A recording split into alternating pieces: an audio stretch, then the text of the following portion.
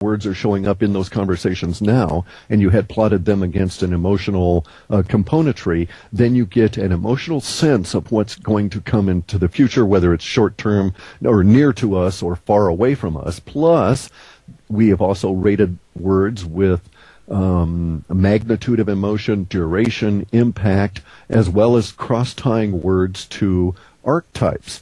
So, for instance, when you're discussing your pie baking and you're reaching around for some word and you don't really know why you want to use some other new word in this conversation, but universe has prompted you to do so psychically, and you reach way out into your full lexicon of words and you start talking about introducing words that are atypical, but you still feel reasonably comfortable with them and use them anyway, then we know that you're talking about a mid-term kind of a phenomenon that'll show up from 3 months to about 19 months. And then depending on the archetype that those words fit into, we can tell where that psychic thing is likely to hit. If there's also a lot of other people doing the same thing at the same time and all of our spiders happen to catch it, which is kind of why we're wrong about half the time. See, I was doing a wee bit of research, obviously, as you know, Cliff, and I mean, I find your stuff very, very fascinating, but you know me, I like to inject a wee bit of humour into an interview, you know, just keep it light, Yes. keep it light-hearted. So here was a thought I had today, right? Well, firstly, let me ask you a question. This impulse that you're talking about, you know, that people get in their heads, that suddenly they start writing things or whatever, and that becomes, you know, emotional value, and it's translated into a future trend, possible future trend, I would say. Could that be instigated other than psychic, or could it be heard orally, and then people start writing things? Do you know, like... It could, yes, indeed. Okay. In fact, I suspect that there's that level of propagation. When I first started doing all my work, what I did was to follow propagation trends online, because I couldn't, for instance, stand in Grand Central Station in New York and listen to the conversation all day, where I'm quite sure you would be correct, and I would be able to actually hear that same level of propagation going from group to group to group, because people do have a fascination with new words. And this is where we have a sparkle factor, we call it, and that is that new words have a certain shininess to them, and they end up getting used. So we have filters that watch out for and tend to discard that. We can actually follow trends and words as they are propagated around the planet via advertising and more insidiously via propaganda. See, so that takes me to the thought that I had today, Cliff. Right now, I want you to adjust your software program and stuff there, to your filter stuff, to allow what I'm going to say here, right? Okay. Everyone that's listening all around the globe at the minute, and we've got blips happening all over the globe at the minute. If everyone typed, in your opinion, if everyone typed into a chat box and typed it to someone else, that someone is going to arrive at Scottish Sovereign Gary's door with £1 million in a suitcase within the next 10 months, do you think that would manifest?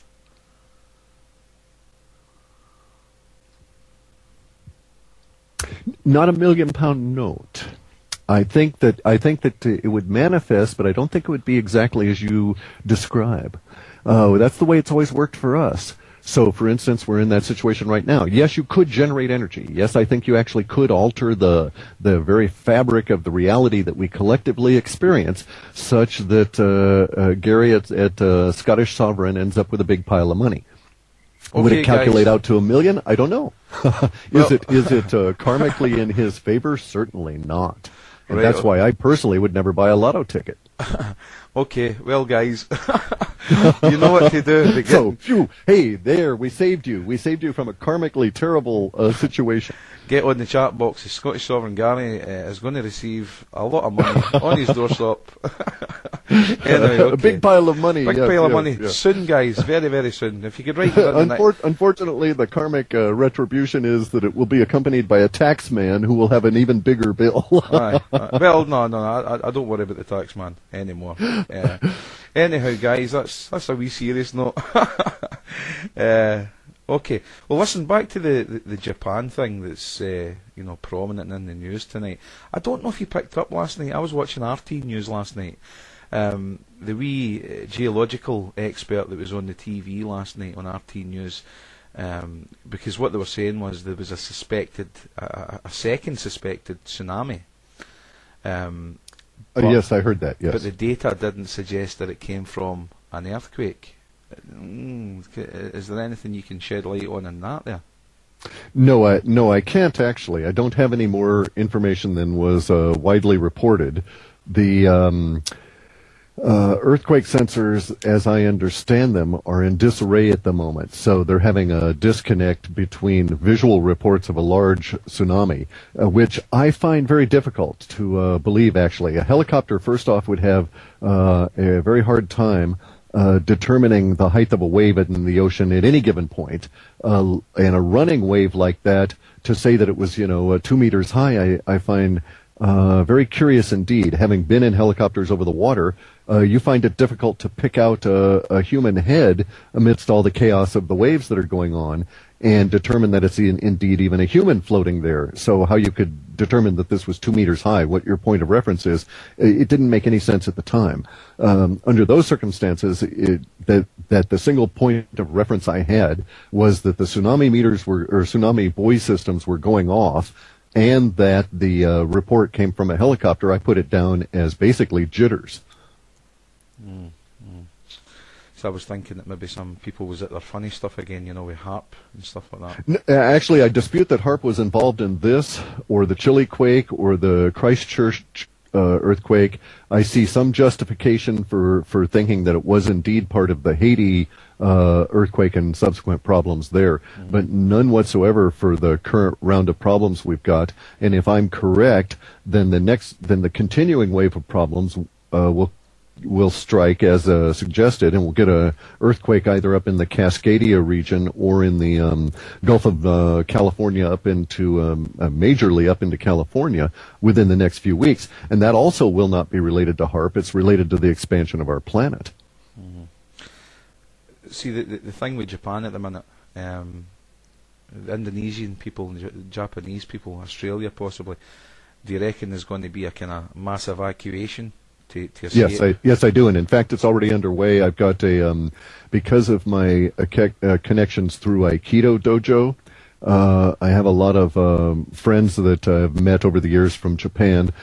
I also have some friends in the media business over there, and they're telling me that there is currently underway right now a rather alarming trend developing as people are leaving Tokyo, and they're now starting to actually leave Japan. So it appears as though, in spite of the government's best levels of denial, people are not buying that they have anywhere near a handle on the situation, and they're not going to stay and put themselves at risk. Because, of course, it's getting bandied about, Cliff, that the Earth's axis has shifted 10 degrees. I don't buy that. The reason I don't buy that is because I've become really solidly convinced that there's never been a crustal shift, and the axis can't shift per se, and the instruments are simply reading the fact that the planet has grown.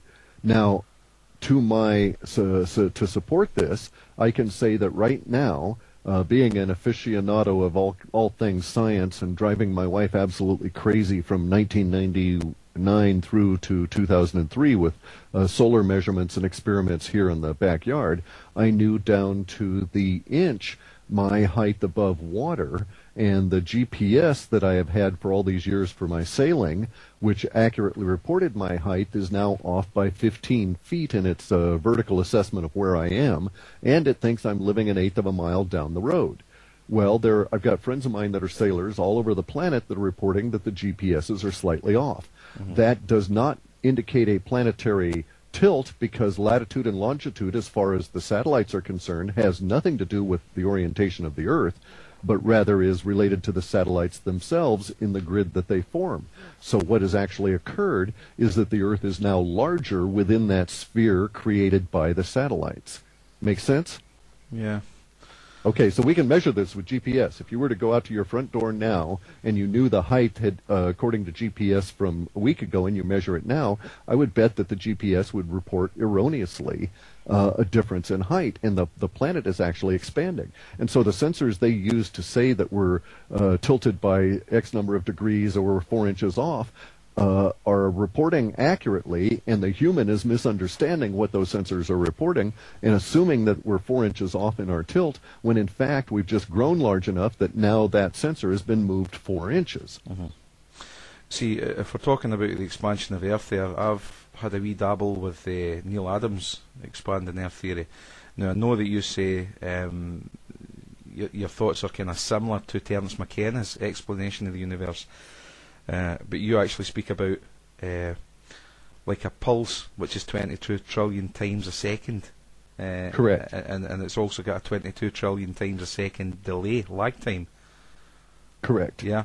So, can you explain that to me? Just that part, the 22 trillion. Sure.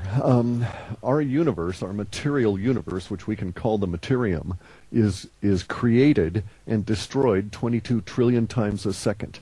This 22 trillion times a second pulse comes from the middle of what we think of as our universe, and because it is not related to time, it travels instantaneously with no lag time to the middle of every galaxy, and from the middle of every galaxy to the middle of every sun, and from the middle of every sun to the middle of every object within that solar system that has to express itself. And this is the fundamental timing of the universe. This has been measured by any number of various different means, but even more curious is that some of the numbers that are showing up in the measurements were actually discussed in ancient Sanskrit literature, where they mention the 22 trillion times a second, which curiously is also the same kind of number that was referenced in Sumerian text about various creation myths. And fundamentally what is going on is that reality is winking in and out of existence, if you will. Material world is winking in and out of existence so fast that we think it is solid.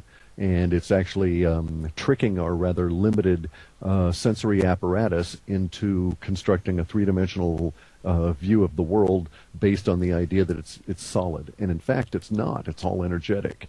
These pulses come on out as an energy and go to other energy, and they cause vibrational changes, and that's how change occurs within our universe. Mm-hmm. And so in that sense, it also this view tends to support Terence McKenna's view from the idea of change intruding into the universe at various rates. Right. Right. Okay. Well, and actually, look. I mean, if you take enough psychedelic drugs in the right combination with the right shaman, you will see this occurring. And also, just in supporting of this, if you go and you read Buddhist literature and some meditation literature, you'll run across a very curious phrase where they talk about entering the stream.